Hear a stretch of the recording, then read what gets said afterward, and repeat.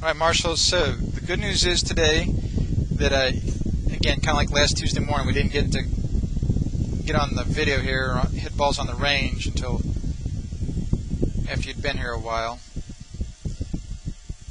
But we found out on the course, right, on that 8th hole, when you hit those 5 balls into that green with that wedge from 90 yards, you were lined up into the trees right of the fairway on a 90-yard shot. And the divots were real steep, and you pull hooked them left of the hole. So there's a real good chance that your swing was way above the plane line out there in the last few days. But now, after you hit about 6 or 8 or 10 balls off the 9th tee with proper alignment, and again, they were all kind of fat, kind of pull hooked, real weak, kind of fat.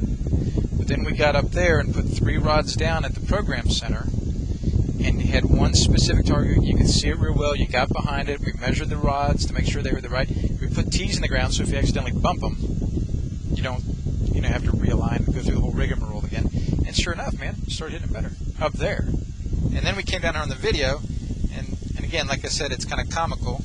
Now the very first swing on the video down here, you actually lined up too far left, okay, with the iron especially, and with the driver. But then things look fine from the face-on angle with the iron and the wood, both the iron and the driver. Nothing crazy bad going on from this face-on angle. And so then, remember, the new is blue.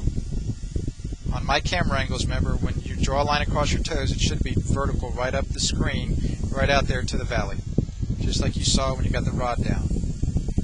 And then this one now, again, is going to look a little above it, but that's skewed because your feet are lined up so far left. Okay, so we really can't even use that swing to evaluate that video because you're lined up so far left. And then this one, now your feet are lined up straight. Now we can really see what your swing is like. Sure enough, you're just a skosh above that plane line.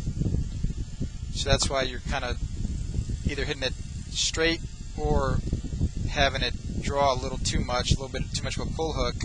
So now here's this one when your feet are lined up more straight with that iron in your hand. And sure enough, now you're dead on plane because you tried to get it on plane a little better. And now the ball starts right like normal with your little draw. And we saw the same thing with the driver.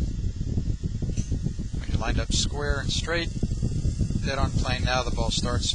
And your trajectory's got normal. Because again, when you're pull hooking it, right, it's almost like you're turning that 9 iron down into a 7 or 8 iron, and it's that low pull, like those wedges out on number 8, the first 5 wedges you hit today were kind of low pull hooks. All right?